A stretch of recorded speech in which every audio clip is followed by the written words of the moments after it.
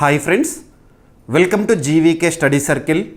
ఈ వీడియోలో ఆగస్టు 1, 2026కి సంబంధించి వార్తలు నిలిచిన జాతీయ, అంతర్జాతీయ, రాష్ట్రీయ అంశాల గురించి, వార్తలు నిలిచిన వ్యక్తులు, అవార్డులు, పుస్తకాలు, మరి క్రీడా సంబంధిత సమాచారం ఒక్కొక్క అంశాన్ని వివరంగా తెలుసుకుందాం. అంతకంటే ముందుగా నిన్నటి డైలీ కరెంట్ అఫైర్స్ వీడియోలో అడిగిన ప్రశ్నకి వివరణతో కూడిన సమాధానాన్ని చూద్దాము. సో క్వశ్చన్ వచ్చేసి, ఇటీవల వార్తలు నిలిచిన ఒక పథకం పైన అడగడం జరిగింది. ఆల్రెడీ మన డైలీ కరెంట్ అఫైర్స్ వీడియోలో డిస్కస్ చేసిన టాపిక్ని ప్రశ్నగా ఇచ్చాను. ప్రశ్నని మరొకసారి చూడండి.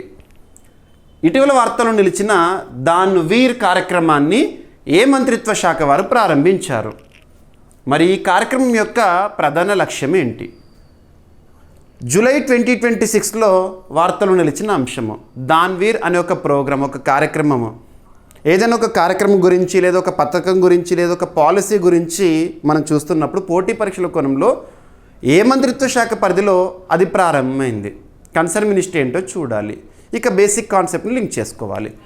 ఇక్కడ అబ్జర్వ్ చేస్తే దాన్వీర్ అనే కార్యక్రమానికి సంబంధించి నోడల్ మినిస్ట్రీ అంటే ఏ మంత్రిత్వ శాఖ పరిధిలో అంటే మినిస్ట్రీ ఆఫ్ పంచాయతీరాజ్ పరిధిలో, మినిస్ట్రీ ఆఫ్ పంచాయతీరాజ్, కేంద్ర పంచాయతీరాజ్ మంత్రిత్వ శాఖ పరిధిలో ప్రారంభమైన కార్యక్రమం జూలై 2026లో మనం చూసాము. మరి ఈ కార్యక్రమం యొక్క ముఖ్య ఉద్దేశం ఏంటంటే, గ్రామ పంచాయతీలు ఉంటాయి కదా, సో గ్రామ పంచాయతీల్లో డిజిటల్ మౌలిక సౌకర్యాలను అభివృద్ధి చేయడము, డిజిటల్ మౌలిక వసతులను పెంపొందించడము.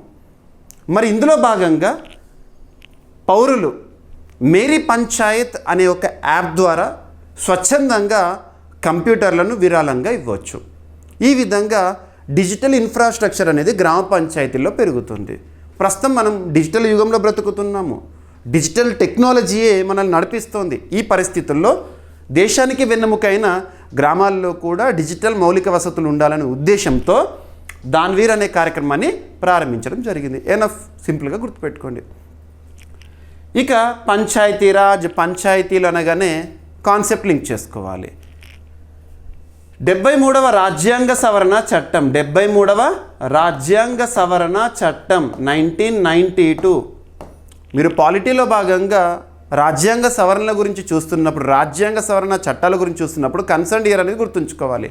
73rd కాన్స్టిట్యూషనల్ అమెండ్మెంట్ ఏ సంవత్సరం? 1992. అమల్లోకి వచ్చింది 1993 ఏప్రిల్ 24. పివి నరసింహారావు గారు ప్రధానిగా ఉన్నప్పుడు, భారత ప్రధానిగా ఉన్నప్పుడు ఈ రాజ్యాంగ సవరణ జరిగింది. 73వ రాజ్యాంగ సవరణ చట్టం దేశంలోనే అత్యున్నత చట్టమైన రాజ్యాంగంలో చేర్చిన షెడ్యూల్ ఏంటి అంటారు? 11th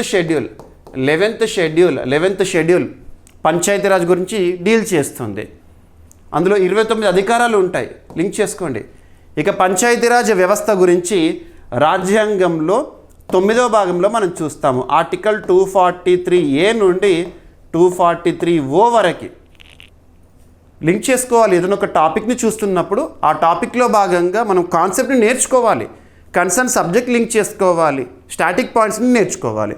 ఈ విధంగా మనం ప్రిపేర్ అయినామనుకోండి, కరెంట్ అఫైర్స్ కోణంలో 100% సాధించడంతో పాటు జనరల్ స్టడీస్లో కూడా మ్యాక్సిమం స్కోర్ చేయగలుగుతాము. ఓకేనా? ఇక ప్రస్తుతం భారతదేశంలో కన్సర్న్ మినిస్టర్ ఏమన్నాను, ఇక్కడ మినిస్ట్రీ ఆఫ్ పంచాయతీరాజ్ కదా, కన్సర్న్ మినిస్టర్గా ఎవరున్నారంటే రాజీవ్ రంజన్ సింగ్ గారు. తనని లలల్ సింగ్ అని పిలుస్తాము. ఓకేనా? Enough. So ministry of Panchayati Raj unveils దాన్వీర్ for digital empowerment of gram panchayats. గ్రామ పంచాయతీలను డిజిటల్గా ఎంపవర్ చేయడం కోసం ఉద్దేశించబడిందే దాన్వీర్. దానం, విరాళం.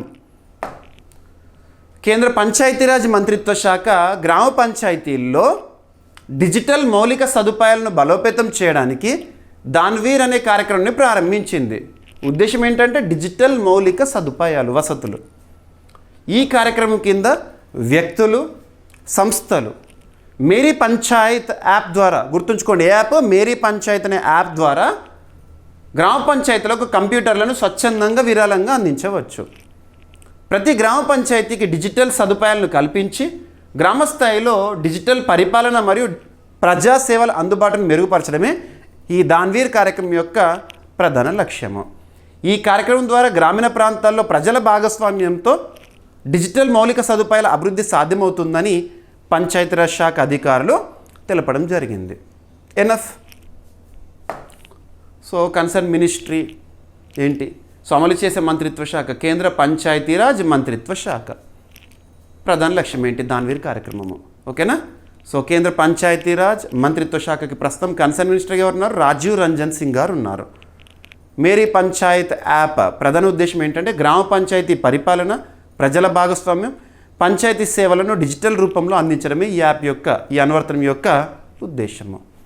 సరిపోతుంది పోటీ పరీక్షల కోణంలో. ఓకేనా? ఇక ఈరోజు ఫస్ట్ టాపిక్ వచ్చేసి, ఫస్ట్ టాపిక్ అని కాదు, ఇప్పుడు మనం డిస్కస్ చేయబోయే 4 టాపిక్స్. ఈరోజు మీరు అన్ని వార్తాపత్రికలు కూడా చూస్తుంటారు. 31 జూలై 2026 రోజున కేంద్ర క్యాబినెట్ మీటింగ్ జరిగింది.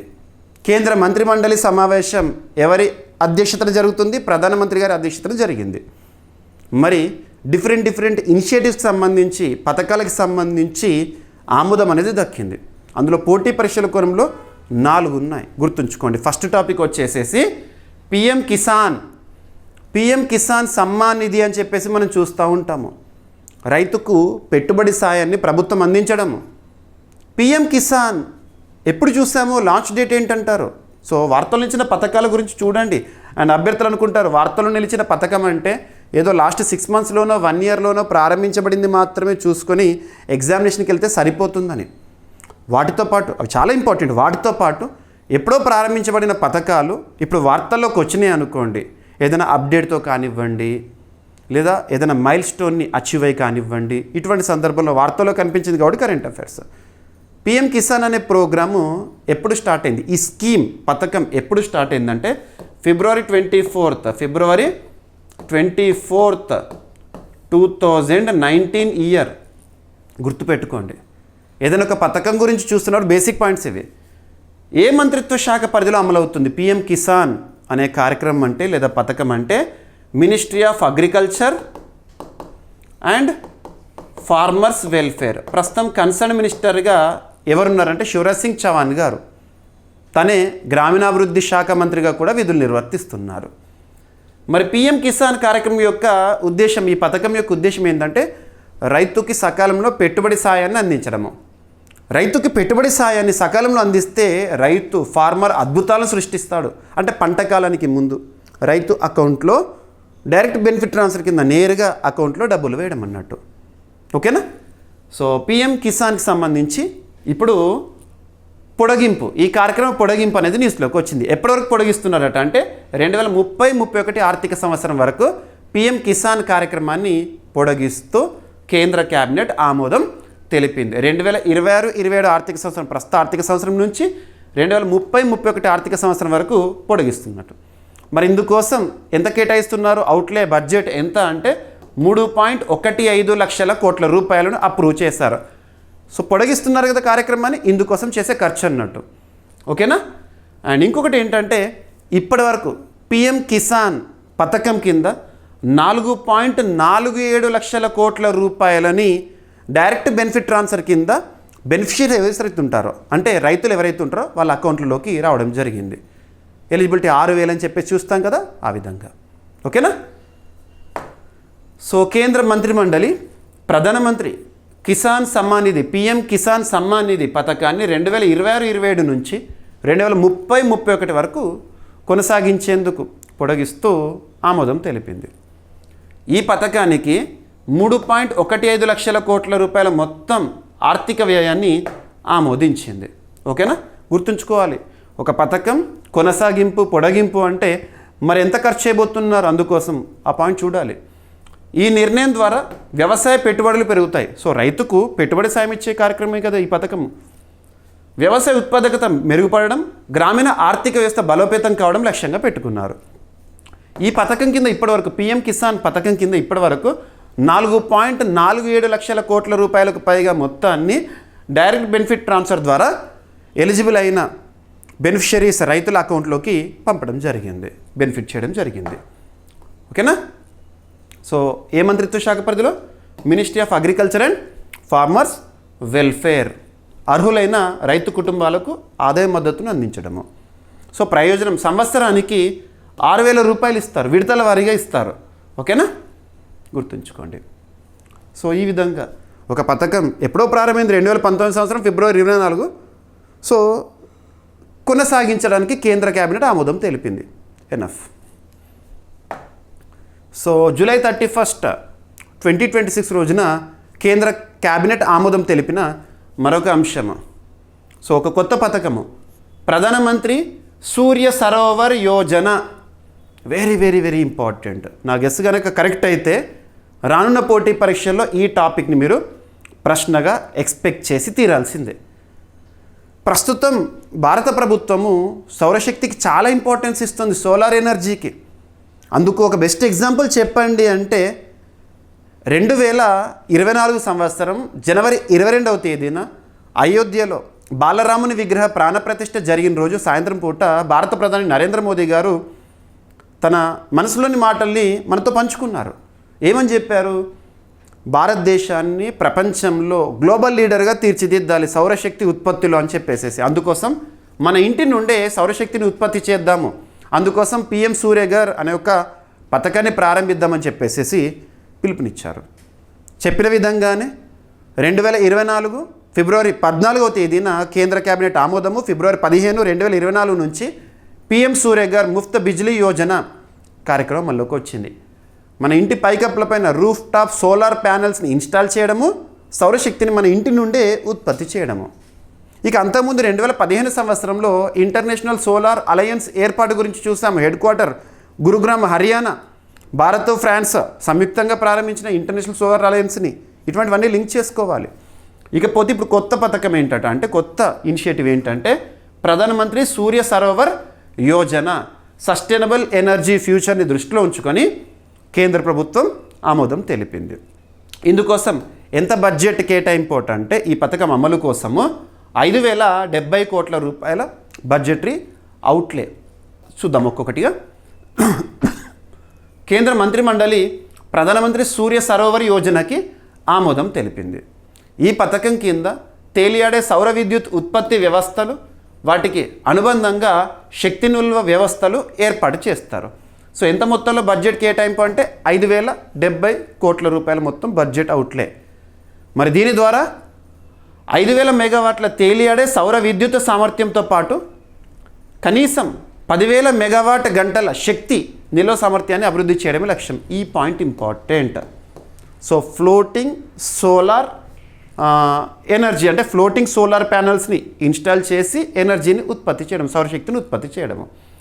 ఈ ప్రాజెక్టులను 2026-27 ఆర్థిక సంవత్సరం నుంచి 2030-31 వరకు అమలు చేస్తారు. ఓకేనా? ఆర్థిక సహాయం 2032-33 ఆర్థిక సంవత్సరం వరకు కొనసాగుతుంది. విజయవంతంగా పూర్తయిన అర్హత కలిగిన ప్రతి మెగావాట్ తేలియాడే సౌర విద్యుత్ ప్రాజెక్టుకి ₹1 కోటి కేంద్ర ఆర్థిక సహాయాన్ని అందజేస్తారంట. సో చాలామంది అనుకుంటారు ఏదో ఒక పథకాన్ని చూడాలి అంటే హెడ్డింగ్ ఏంటి, ఏ మంత్రిత్వ శాఖ పరిధిలో చూసేసి వదిలేస్తారు. కానీ అందులో భాగంగా ఈచ్ అండ్ ఎవ్రీ సెంటెన్స్ చూడాలి. కొంత లెంతీ అయినా కూడా సమయాన్ని కేటాయించి నేర్చుకోవాలి ప్రతి పాయింట్ కూడా. ఎందుకంటే ఈరోజు పోటీ పరీక్షలో ప్రశ్నపత్రాలు మీరు అబ్జర్వ్ చేయండి. ఎలా అడుగుతున్నారు ప్రశ్నల్ని? స్టేట్మెంట్స్ రూపంలో అడుగుతున్నారు. ప్రశ్న ఇచ్చేసి కింద 5-6 స్టేట్మెంట్స్ ఇస్తున్నారు. అందులో ప్రతి స్టేట్మెంట్ పట్ల మనకు క్లారిటీ ఉంటేనే మార్కులను పొందగలుగుతాము. అదే కోణంలో మీకు ప్రతి టాపిక్కి కూడా నేను ఎక్స్ప్లెనేషన్ ఇస్తున్నాను. ఓకేనా? సో రానున్న పోటీ పరీక్షల్లో తప్పనిసరిగా ఈ టాపిక్ని మీరు క్వశ్చన్గా ఎక్స్పెక్ట్ చేసి తీరాల్సిందే. ఓకేనా? ఇక ఈ పథకం ఏదైతే ఉందో ప్రధానమంత్రి సూర్య సరోవర్ యోజన పథకం 2026 సంవత్సరంలో ఆమోదము ఇక ప్రారంభం కాబోతోంది. ఏ మంత్రిత్వ శాఖ పరిధిలో అమలవుతుంది? Ministry of new and renewable energy. ప్రస్తుతం కన్సర్న్ మినిస్టర్గా ఎవరున్నారు? ప్రహ్లాద్ జోషి గారు. తనే మినిస్ట్రీ ఆఫ్ ఎడ్యుకేషన్కి కూడా రీసెంట్గా ధర్మేంద్ర ప్రధాన్ గారు రాజీనామా చేసిన తర్వాత అదనపు బాధ్యతలను నిర్వర్తిస్తున్నారు. ఓకేనా? ప్రధాన లక్ష్యం ప్రధానమంత్రి సూర్య సరోవర్ యోజన తేలియాడే సౌర విద్యుత్ ఉత్పత్తి, శక్తి నిల్వ వ్యవస్థలను అభివృద్ధి చేసి పునరుత్పాదక ఇంధన సామర్థ్యాన్ని పెంపొందించడం. ప్రస్తుతం ప్రపంచమంతా కూడా రెన్యూవబుల్ ఎనర్జీ వైపు పయనిస్తోంది. ఈ పరిస్థితుల్లో సౌరశక్తిలో భాగంగా ఈ ఇనిషియేటివ్ అనేది చాలా ప్రాముఖ్యతను సంతరించుకుంది. రైట్? సో మరి తేలియాడే సౌర విద్యుత్ వ్యవస్థలను ఎక్కడ ఇన్స్టాల్ చేస్తారు అంటే కామన్గా కెనాల్స్, వాటర్ ఏరియా ఉంటుంది కదా. సో ఏర్పాటు చేసే ప్రదేశాలు, జలాశయాలు, సరస్సులు, ఇతర నీటి వనరులు. ప్రధాన ప్రయోజనాలు ఏంటంటే భూమి అవసరాన్ని తగ్గించడం. సో కామన్గా ల్యాండ్ పైన ఈ సోలార్ ప్యానెల్స్ని ఇన్స్టాల్ చేయాలంటే ఖచ్చితంగా ఆ ప్లేస్ ఎక్స్క్లూజివ్గా సోలార్ ఎనర్జీ ఉత్పత్తి కోసమే పనిచేస్తుంది. కానీ ఇప్పుడు వాటర్ ఉందనుకోండి, సో వాటర్ బాడీస్ పైన ఈ సోలార్ ప్యానెల్స్ని ఇన్స్టాల్ చేయడం ద్వారా మనకు ల్యాండ్ అనేది కలిసి వస్తుంది. ప్లస్ వాటర్ కూడా ఎవాపరేట్ అవ్వకుండా కూడా అడ్డుకట్ట వేసినట్టు అవుతుంది. Multiple benefits. ఓకేనా, రైట్. ఇక next Khelo India topic. Khelo India అనే కాన్సెప్ట్ని 2018 సంవత్సరంలో మనం చూసాము. భారతదేశంలో యువతలో క్రీడా నైపుణ్యాన్ని వెలికి తీయడానికి ఖేలో ఇండియా అనే కాన్సెప్ట్ని కేంద్ర ప్రభుత్వం ప్రారంభించింది. Under which ministry of sports and youth affairs. ప్రస్తుతం కన్సర్న్ మినిస్టర్గా ఎవరున్నారు? మన్సుఖ్ మాండవ్య గారు. మనం ఖేలో ఇండియాలో భాగంగా డిఫరెంట్ గేమ్స్ని చూస్తాము. ఖేలో ఇండియా వింటర్ గేమ్స్ అని, ఖేలో ఇండియా యూనివర్సిటీ గేమ్స్ అని, ఖేలో ఇండియా బీచ్ గేమ్స్ అని, రీసెంట్గా ఖేలో ఇండియా మొట్టమొదటి ఎడిషన్ ట్రైబల్ గేమ్స్ అని, ఇటువంటివన్నీ చూస్తున్నాం మనము. ఖేలో ఇండియా యూత్ గేమ్స్ అని.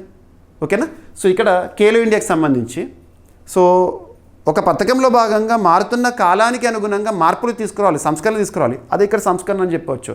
రీవ్యాంప్డ్ ఖేలో ఇండియా స్కీమ్ ఆమోదము కేంద్ర కేబినెట్ తెలిపింది. ఓకేనా. సో కేంద్ర మంత్రిమండలి 2026-27 ఆర్థిక సంవత్సరం, అంటే ఈ ఆర్థిక సంవత్సరం నుంచి 2030-31 ఆర్థిక సంవత్సరం వరకు అమలయ్యే పునర్వ్యవస్థీకరించిన రీవ్యాంప్డ్ ఖేలో ఇండియా పథకానికి ఆమోదం తెలిపింది. ఈ పథకానికి 36,441 కోట్ల రూపాయల మొత్తం ఆర్థిక వ్యయాన్ని ఆమోదించింది. Emerging Khelo India athletes kiosk అనే విభాగాన్ని ఏర్పాటు చేస్తారంట కొత్తగా.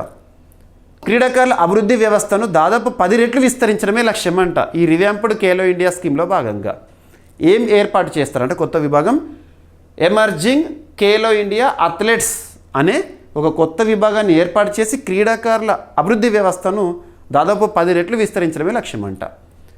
నేషనల్ కోచ్ అక్రెడిషన్ బోర్డును ఏర్పాటు చేసి శిక్షకులు, కోచెస్ ఎవరైతే ఉంటారో, ట్రైనర్స్ ఎవరైతే ఉంటారో వాళ్ళ అర్హతలను ప్రమాణీకరించడము, సో స్టాండర్డ్స్ని తీసుకురావడము, వృత్తిపరమైన ప్రమాణాలను మెరుగుపరచడము, శిక్షకులు, సహాయక సిబ్బంది సామర్థ్యాన్ని పెంపొందించడమే లక్ష్యం అంట. ఓకేనా. సో ఖేలో ఇండియా పథకం 2018 ఇయర్లో ప్రారంభము. ఏ మంత్రిత్వ శాఖ పరిధిలో? Ministry of sports and youth affairs. ప్రస్తుతం మన్సుఖ్ మాండవ్య గారు కన్సర్న్ మినిస్టర్గా ఉన్నారు. తనే ministry of labour and employment శాఖకి కూడా విధులు నిర్వర్తిస్తున్నారు. ఓకేనా, రైట్. ఇక నేషనల్ కోచ్ అక్రెడిషన్ బోర్డ్ ప్రధాన లక్ష్యం ఏంటంటే శిక్షకుల అర్హతలను ప్రమాణీకరించడం, అంటే స్టాండర్డ్స్ని ఏర్పాటు చేయడము, శిక్షణ నాణ్యతను మరింత పెంచడము. కోచ్ ఎంత స్ట్రాంగ్ ఉంటే నేర్చుకునే వాళ్ళు కూడా అంత అద్భుతంగా తయారవుతారు. ఓకేనా. ఇక నెక్స్ట్ మరొక ఇనిషియేటివ్ ఈ ఉపహార్ 3వ విడత వేలము ప్రారంభం అంట. ఈ ఉపహార్ అంటే ఏంటంటే రాష్ట్రపతి గారికి వచ్చే గిఫ్ట్స్ ఉంటాయి కదా, వాటిని వేలం వేయడం కోసం ఉద్దేశించబడిన ఒక అంశము ఈ ఉపహార్. సో భారత రాష్ట్రపతికి అందిన సుమారు 300 ఎంపిక చేసిన బహుమతులు, జ్ఞాపికల వేలం కోసం ఈ ఉపహార్ 3వ విడత ప్రారంభించారు. ఎగ్జామినేషన్ డైరెక్ట్ అడుగుతారు ఈ ఉపహార్ అనేది దేనికి సంబంధించింది. సో రాష్ట్రపతి గారికి వచ్చిన గిఫ్ట్స్, మొమెంటోస్ ఏవైతే ఉంటే వాటిని ఆన్లైన్లో వేలం వేయడం ఈ ఆక్షన్. ఈ ఉపహార్ రాష్ట్రపతికి అందిన బహుమతులు, జ్ఞాపికలను పారదర్శకంగా బహిరంగ వేలం వేయడానికి రూపొందించిన ఒక ఆన్లైన్ ప్లాట్ఫామ్. ఓకేనా. ఈ కార్యక్రమం ద్వారా ప్రభుత్వ బహుమతుల నిర్వహణలో పారదర్శకత కల్పించడంతో పాటు ప్రజలకు విలువైన జ్ఞాపికలను సొంతం చేసుకునే అవకాశం కల్పిస్తారు. మీరు చూడండి, భారత ప్రధాని నరేంద్ర మోదీ గారికి వచ్చే బహుమతులు కానివ్వండి, కొన్ని మొమెంటోస్ కానివ్వండి, కొన్ని మెడల్స్ కానివ్వండి, ప్రభుత్వం అప్పుడప్పుడు ఈ యాక్షన్ చేస్తుంది. ఈ యాక్షన్ యొక్క ప్రత్యేకత ఏంటంటే సో వీటిని మేము ట్రాన్స్పరెంట్గా వేలం వేస్తున్నామని చెప్పడం. ఎట్ ద సేమ్ టైం చాలామందికి ఉంటుంది సో గొప్ప గొప్ప వ్యక్తులకు ఇచ్చే బహుమతులను మనం ఒక జ్ఞాపకంగా దాచిపెట్టుకుందామని చెప్పేసి సో ఇక్కడ ట్రాన్స్పరెన్సీని ఏర్పాటు చేయడం, అందరికీ అవకాశం ఇవ్వడము. సో ఈ టాపిక్లో భాగంగా మీరు చూడాల్సింది ఏంటంటే ఈ ఉపహార్ అనేది దేనికి సంబంధించిందంటే రీసెంట్గా రాష్ట్రపతి గారికి సంబంధించి వారు పొందిన బహుమతులు మరియు మొమెంటోస్ని, జ్ఞాపికలను ఆన్లైన్ వేదిక ద్వారా ఆక్షన్ చేయడము, వేలం వేయడము. ఓకేనా, రైట్. సో రాష్ట్రపతికి అందిన బహుమతులు, జ్ఞాపికలకు సంబంధించి రైట్. ప్రస్తుతం భారత రాష్ట్రపతిగా ద్రౌపది ముర్ము గారు ఉన్నారు.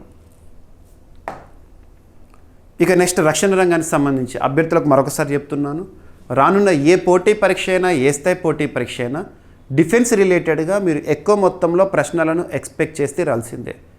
ఎందుకు చెప్తున్నాను ప్రతిసారి సెంటెన్స్ అంటే, ప్రతిసారి మీకు నేను గుర్తు చేస్తున్నాను. మీరు ఒక్కరోజు న్యూస్ పేపర్ ఓపెన్ చేయండి, డిఫెన్స్ రిలేటెడ్గా అట్లీస్ట్ 2 to 3 టాపిక్స్ కనబడతాయి.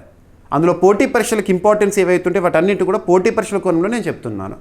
మరి డిఫెన్స్ రిలేటెడ్ టాపిక్స్ని 6 సెగ్మెంట్స్గా మీతో డిస్కస్ చేస్తున్నాను నేను. వార్తలు నిలిచిన విన్యాసాలు, రక్షణ రంగ దిగుమతులు, రక్షణ రంగ నివేదికలు, డిఫెన్స్ అక్విజిషన్ కౌన్సిల్ వేటికి ఆమోదముద్ర వేసింది, రక్షణ రంగ ఒప్పందాలు, భారతదేశంలో రక్షణ రంగ ఉత్పత్తులు. ఇక రక్షణ రంగ ఉత్పత్తుల విషయానికి వస్తే ఒకప్పుడు మనము వాస్తవానికి చాలా వాటిని దిగుమతి చేసుకునే వాళ్ళము, దిగుమతుల ద్వారానే మన అవసరాలు తీర్చుకునే వాళ్ళం. కానీ ఇప్పుడు మారింది. భారతదేశంలో చాలా విధానాలు మార్పుని తీసుకొచ్చినాయి. ఇప్పుడు దిగుమతులను తగ్గించుకోవడమే మన ధ్యేయం, స్వదేశీయంగా ఉత్పత్తి చేయడం. అందుకోసం make in India, Atmanirbhar Bharat ఇటువంటి ఇనిషియేటివ్స్ని చూస్తున్నాం. మన అవసరాలు తీర్చుకోగా ఎగుమతులకు కూడా మనం చూస్తున్నాము. ఒక్క మాట చెప్తాను, లాస్ట్ ఇయర్ 2025-26 ఆర్థిక సంవత్సరంలో భారతదేశంలో రక్షణ రంగ ఉత్పత్తుల విలువ ఎంతకు చేరింది? రికార్డు స్థాయిని చేరింది. 1.78 lakh crore రూపీస్. అడుగుతారు ఎగ్జామినేషన్లో ఈ పాయింట్.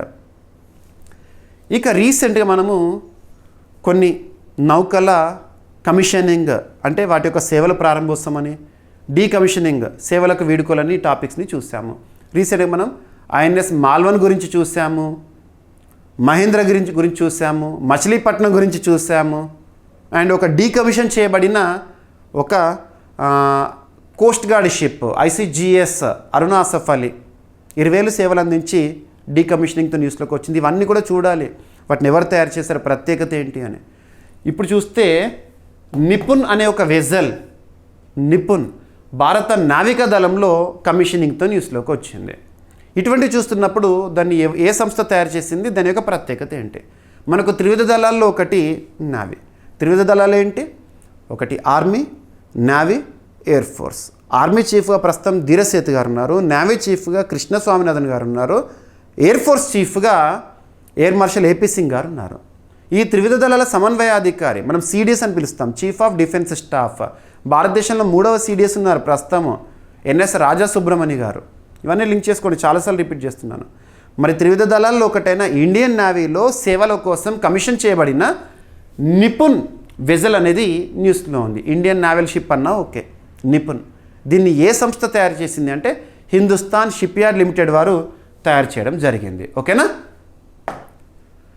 భారత నావికా దళం లేదా నౌకాదళానికి 2026 జూలై 30వ తేదీన స్వదేశీ డైవింగ్ సపోర్ట్ వెజిల్, ఈ సెంటెన్స్ గుర్తుంచుకోండి చాలు, పూర్తి స్వదేశీ పరిజ్ఞానంతో తయారు చేయబడిన డైవింగ్ సపోర్ట్ వెజిల్ నిపుణ్ని అందజేశారు, కమిషన్ చేశారు. నిపుణ్ INS నిస్తార్ తర్వాత ఈ శ్రేణిలోని 2వ నౌక. దీన్ని హిందుస్థాన్ షిప్ యార్డ్ లిమిటెడ్ వారు విశాఖపట్నంలో నిర్మించారు. డైవింగ్ సపోర్ట్ వెజిల్ అనేది లోతట్టు సముద్ర డైవింగ్, నీటి అడుగున రక్షణ, శిథిలాల వెలికితీత, సముద్ర రక్షణ కార్యకలాపాల కోసం ఉపయోగించే ఒక ప్రత్యేకమైన వెజిల్, ప్రత్యేకమైన నౌకను అంట. ఓకేనా?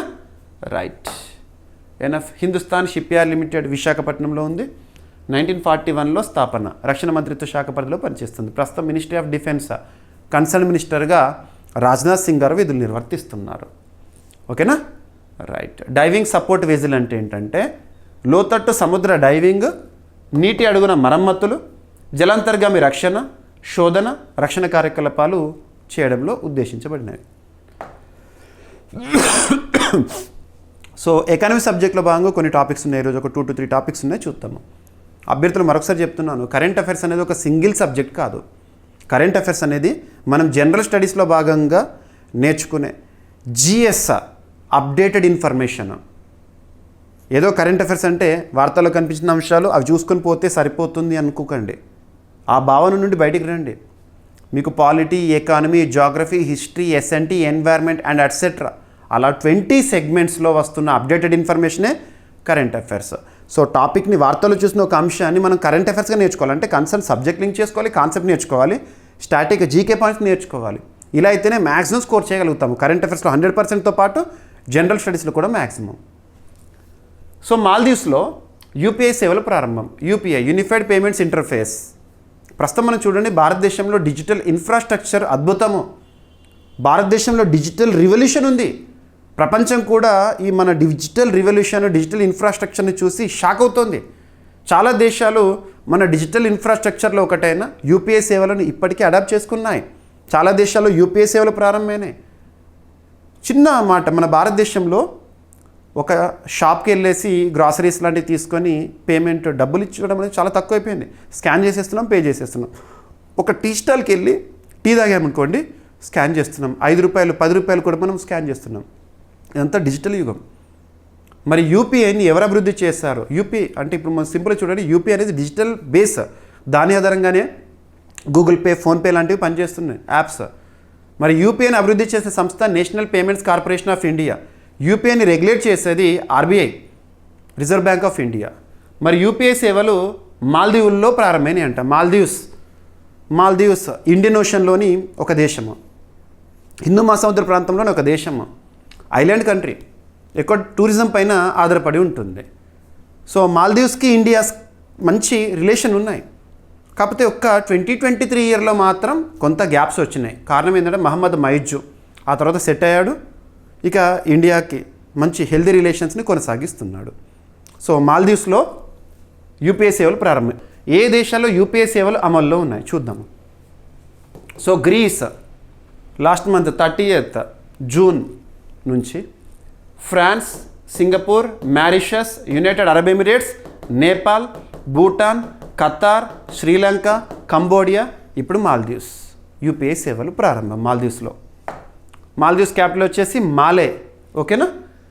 So National Payments Corporation of India, International Payments Limited నిర్వహిస్తున్న యూనిఫైడ్ పేమెంట్స్ ఇంటర్ఫేస్ని మాల్దీవ్స్ మానిటరీ అథారిటీ నిర్వహిస్తున్న ఫవారా తక్షణ చెల్లింపు వ్యవస్థతో విజయవంతంగా అనుసంధానం చేశారు. సో ఫవారా తక్షణ చెల్లింపుల వ్యవస్థ ఏ దేశానికి సంబంధించిన? మాల్దీవ్స్. ఓకేనా? Right. So Unified Payments Interface 2016లో ప్రారంభము. అభివృద్ధి చేసిన సంస్థ National Payments Corporation of India, NPCI. ప్రధాన లక్ష్యం మొబైల్ ఆధారిత తక్షణ డిజిటల్ చెల్లింపులను అందించడము. నేషనల్ పేమెంట్స్ కార్పొరేషన్ ఆఫ్ ఇండియాకి సంబంధించి ఎన్పిసిఐ ఇంటర్నేషనల్ పేమెంట్స్ లిమిటెడ్ 2020 సంవత్సరంలో ప్రారంభము. ఎన్పిసిఐ అనేది మాతృ సంస్థ. యూపీఐ, రూపే చెల్లింపు వ్యవస్థను ప్రపంచవ్యాప్తంగా విస్తరించడము ఉద్దేశము. సో యూపీఐ సేవలు వివిధ దేశాల్లో ప్రారంభం అన్నప్పుడు మీరు ఖచ్చితంగా ఈ సంస్థ గురించి చూస్తారు. ఓకేనా? మాల్దీవ్స్ క్యాపిటల్ వచ్చేసి మాలే, కరెన్సీ వచ్చేసి మాల్దీవియన్ రూఫియా. అక్కడ అధ్యక్షుడిగా మహమ్మద్ మైజు గారు విధులు నిర్వర్తిస్తున్నారు. ఓకేనా? ఇక నెక్స్ట్ ఎకానమీ సబ్జెక్ట్లో భాగంగానే ఒక టాపిక్. రీసెంట్గా fair and remunerative price FRP ఆమోదము. దేనికి సంబంధించి అంటే చెరుకు ధర. సో చెరుకు ధరకు సంబంధించి ఫేర్ రెమ్యునరేటివ్ ప్రైస్ అనేది ఉంటుంది కాన్సెప్ట్. అంటే చెరుకును కనీసంగా ఈ ధరకు కొనుగోలు చేయడము, రైతులకు ఎట్టి పరిస్థితుల్లో నష్టం కలగకుండా. Commission for agricultural cost and prices వారు ఈ ఎఫ్ఆర్పి ఎంత ఉండాలని డిసైడ్ చేస్తారు. అది రీసెంట్గా ఆమోదముద్ర. చెరుకు ఎఫ్ఆర్పికి ఆమోదము. చక్కెర నిల్వలపై పరిమితులు విధించిందంట కేంద్ర ప్రభుత్వం. కొన్ని నిల్వలు, చక్కెర కానివ్వండి, ఆనియన్సే కానివ్వండి, కొన్ని ఉంటాయి, నిల్వలపైన పరిమితులు విధిస్తుంది కేంద్ర ప్రభుత్వం. ఎసెన్షియల్ కమోడిటీస్ యాక్ట్ 1955ని అమలు చేస్తూ. ఎందుకంటే ఉదాహరణ చెప్తాను.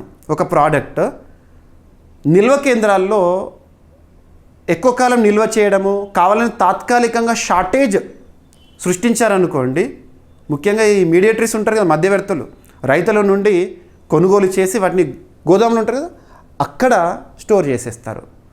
సో ఈ సంవత్సరము చక్కెర లేదు, సో చక్కెర అనేది షార్టేజ్ ఉంది అని చెప్పేసి ఆర్టిఫిషియల్గా ఏమంటాము తక్కువగా ఉన్నట్టు చూపిస్తారు.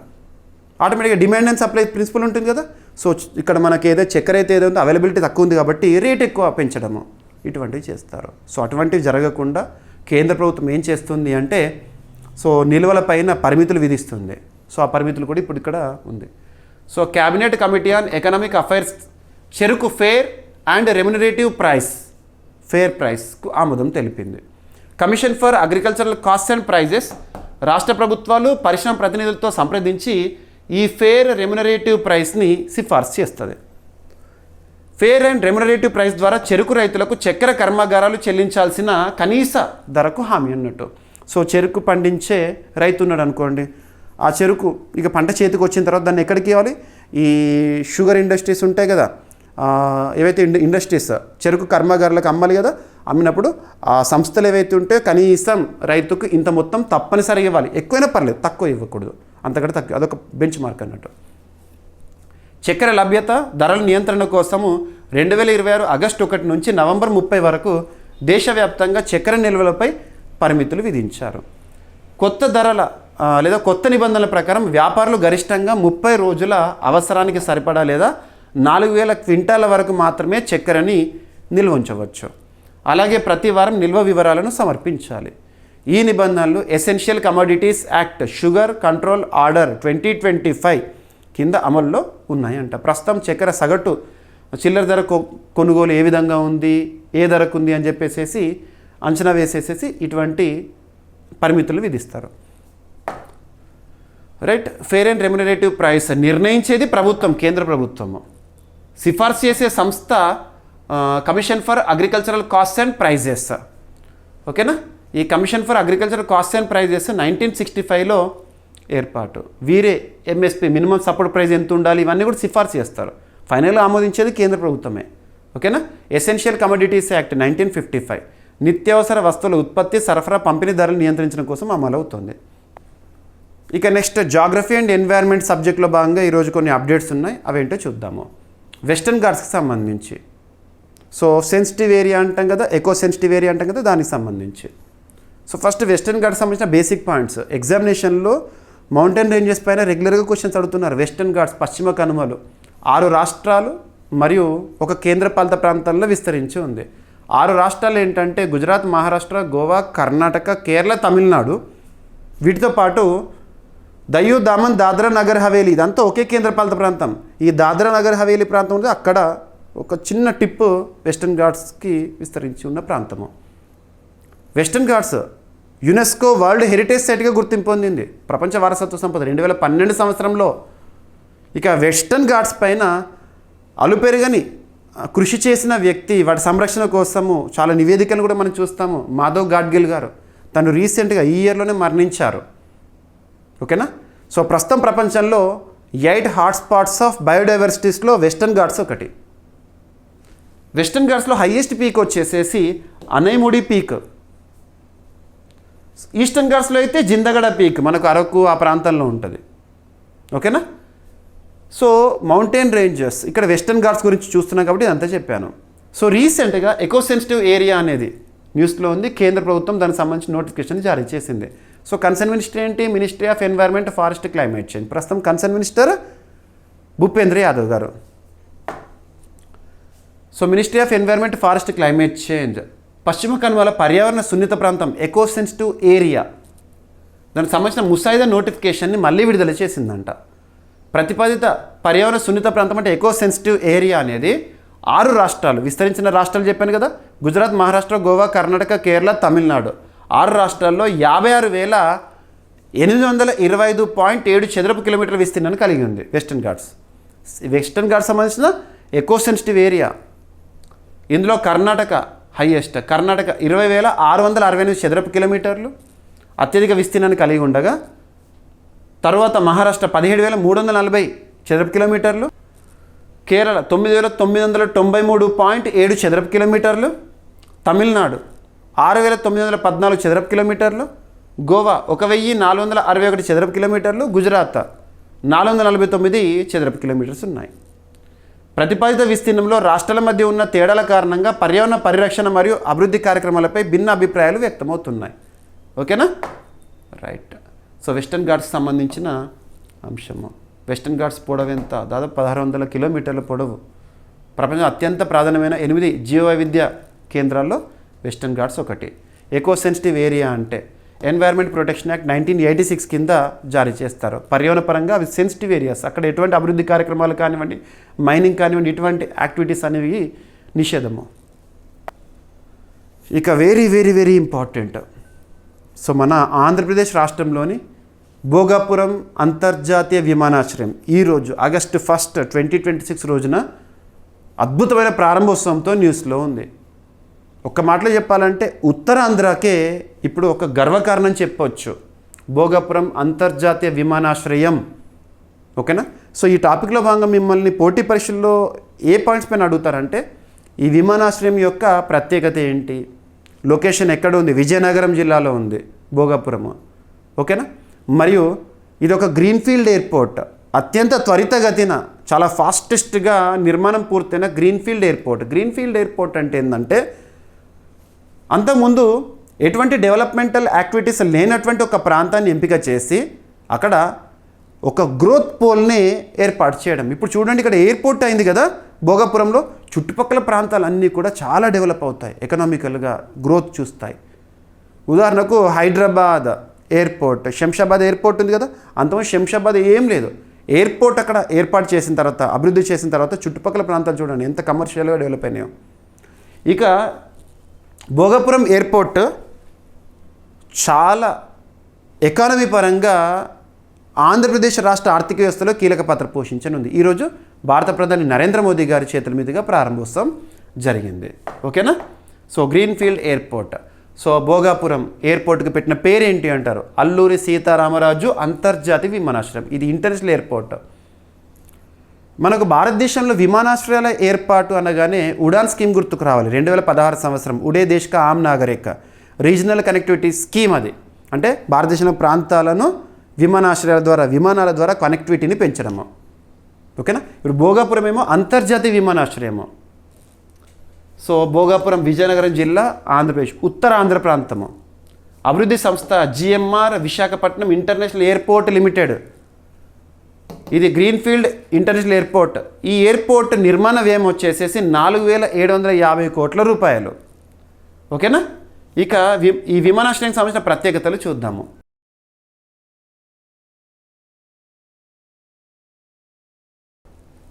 ఇక వార్తల్లో వ్యక్తుల విషయానికి వస్తే, సో వివిధ దేశాలకు రాయబారుల నియామకం గురించి మనం తరచూ చూస్తున్నాము. మెక్సికో దేశానికి నూతన రాయబారిగా నార్త్ ఈస్టర్న్ ప్రాంతానికి మణిపూర్ రాష్ట్రానికి చెందిన సీనియర్ ఐఎఫ్ఎస్ అధికారి నియమితులయ్యారు. తన పేరేంటి అంటారు? మెక్సికోలో భారత కొత్త రాయబారిగా ఎన్జీజే గాంగ్టే గారు నియమితులయ్యారు. రాయబారుల పాత్ర ఏంటి ఇక్కడ అబ్జర్వ్ చేస్తే, ఉదాహరణకు మన భారతదేశం, ఇండియా, మెక్సికో రిలేషన్స్ అనుకోండి.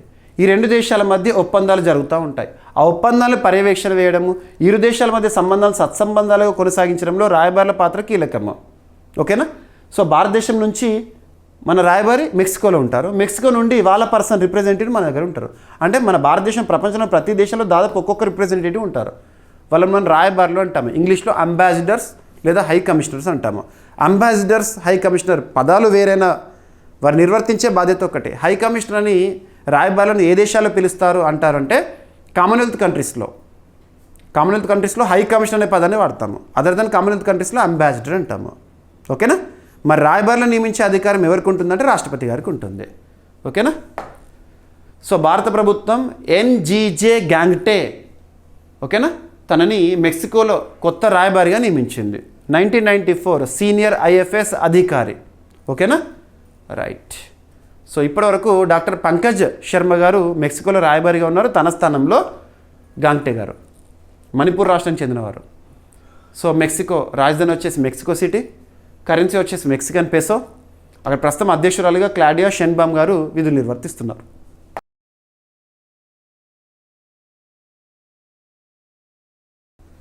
ఇక ఈరోజు ప్రశ్న, ఆల్రెడీ మన డైలీ కరెంట్ అఫైర్స్ వీడియోలో లాస్ట్ 3 days బ్యాక్ డిస్కస్ చేసిన టాపిక్నే ప్రశ్నగా ఇచ్చాను. సో సీఫేరర్ వర్క్ ఫోర్స్ రిపోర్ట్ 2026 ప్రకారము ప్రపంచ నౌకాయాన రంగానికి సముద్రయాన నిపుణులను అత్యధికంగా అందిస్తున్న దేశాల్లో భారత్ ఎన్నవ స్థానంలో ఉంది? ప్రపంచంలో మొదటి స్థానంలో ఏ దేశం ఉంది?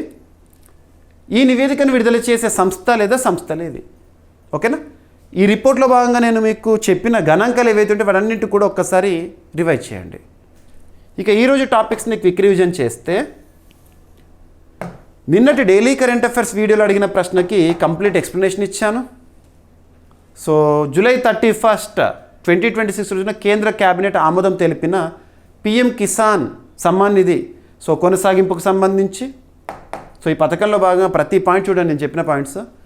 ప్రధానమంత్రి సూర్య సరోవర్ యోజన, దీనికి కేంద్ర మంత్రిమండలి ఆమోదం తెలిపింది. బడ్జెట్ అవుట్లే ఎంత, ప్రత్యేకత ఏంటి? సముద్ర మంథన్ జాతీయ సముద్ర తీర అన్వేషణ పథకానికి కేంద్ర మంత్రివర్గం ఆమోదం తెలిపింది. రీవ్యాంప్డ్ ఖేలో ఇండియా స్కీమ్ ప్రత్యేకతలు ఏంటి? ఈ ఉపహార్ 3వ విడత వేలం ప్రారంభం. రాష్ట్రపతి గారికి సంబంధించిన బహుమతుల ఆన్లైన్ వేలానికి సంబంధించి.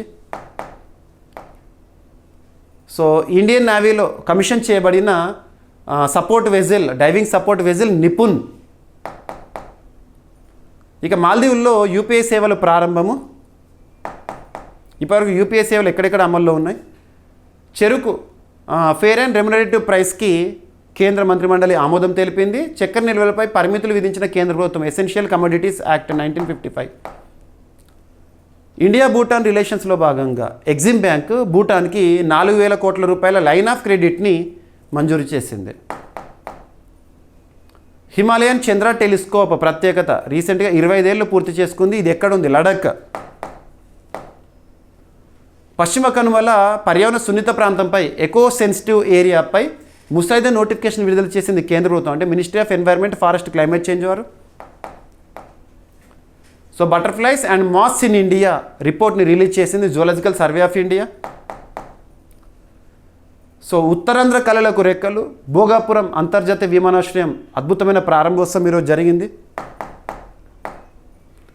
దింసా గిరిజన నృత్యానికి గిన్నిస్ బుక్ ఆఫ్ వరల్డ్ రికార్డులో చోటు దక్కింది.